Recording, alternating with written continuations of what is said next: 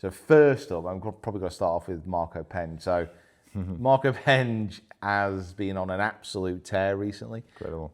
Was an argument to kind of make the Ryder Cup, but I think the form that he's shown this year, it was really, really good, but probably not consistent enough over the last two to kind of get into Luke Donald's thoughts for Beth Page. And we did all right, didn't we? And we did okay. Yeah.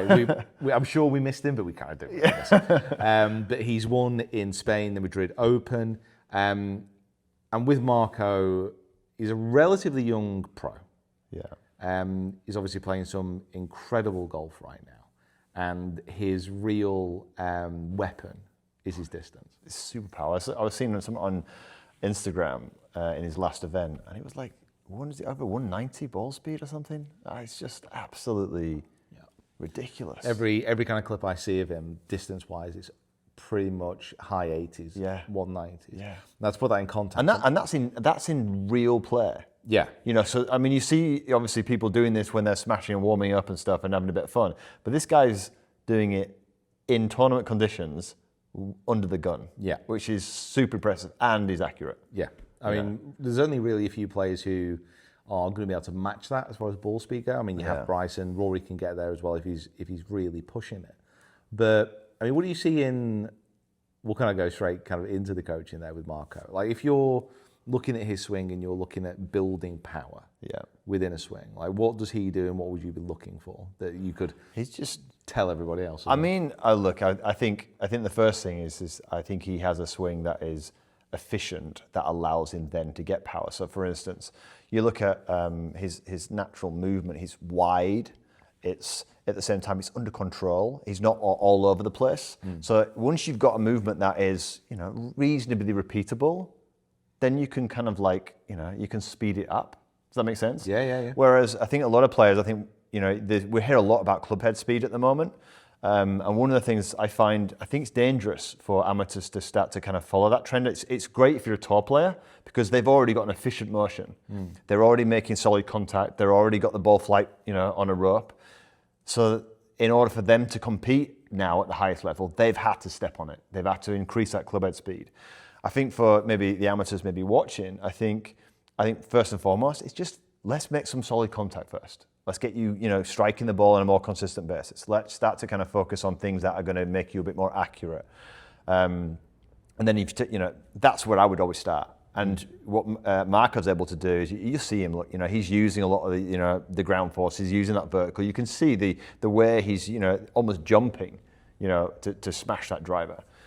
That is something that is, I think, it's useful for amateurs, but it's something that will come once they've built some form of efficiency. What would you say, because I think the argument, to play kind of devil's advocate, I suppose, with this, is if you are starting out, and certainly if you're a young golfer, a junior, there's players like, I know Rory said it quite a bit, I think Charlie Hull from the ladies side says it quite a bit, as far as like, if you're a junior, if you're giving a junior coaching, the thing you should focus on the most is power. Yes. To get them hitting it as far as possible, and then you can kind of hone in the technique after that. Yeah, no, I completely get that. I think the difference is with a lot of people on the other side of the lens is like, a lot of them, they don't have the physical ability. So I think one of the things a lot of the time is like they don't have the mobility to do a lot of this stuff. I think when you talk about kids, I think, I was hearing something from Greg Rose actually, and he was doing some testing at TPI, and he was noticing that when a person, like I said, the younger guys, when they try and hit the ball harder and harder and harder, they technically get better. Right. They're actually technically better.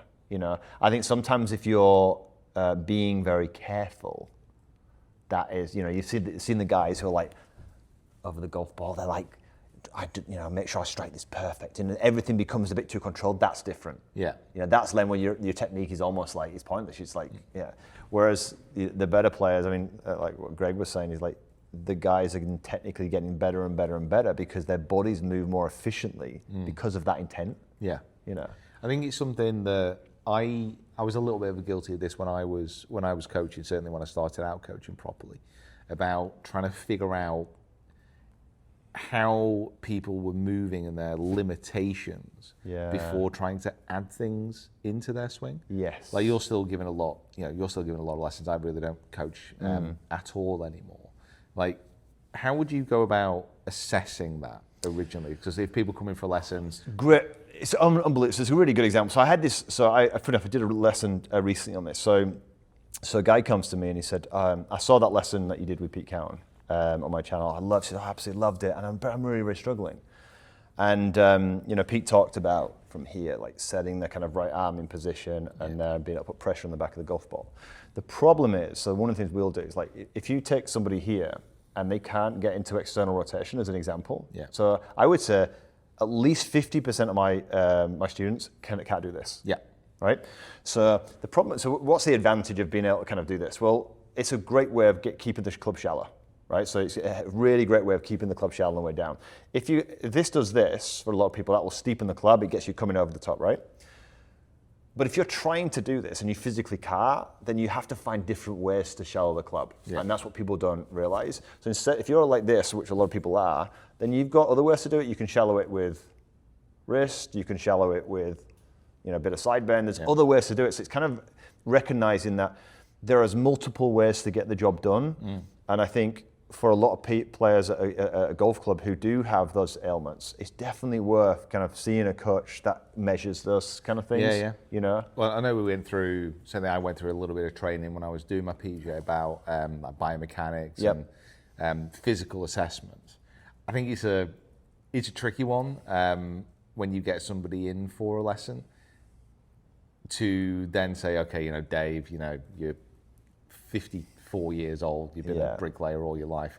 The first thing we're going to do to try and fix your slice is we're going to take you through a full screening. Yeah. It might be a bit like, I don't really know about this, but it's so important because I think it became more and more evident the longer I was coaching that sometimes the movements that people are making and the efficiency of those movements, to use that word you were using before, it's sometimes not possible for them to make a change because they physically can't get into certain positions. 100%. I mean, I had a student come over from Germany a few weeks ago, and even on a basic chip shot, it's really interesting. So we were trying to improve his angle of attack, strike the ball first. He was getting a lot of fats and stuff, and I was like, this is really interesting. He's spinning out of the shot every single time. He's kind of falling back to his right side.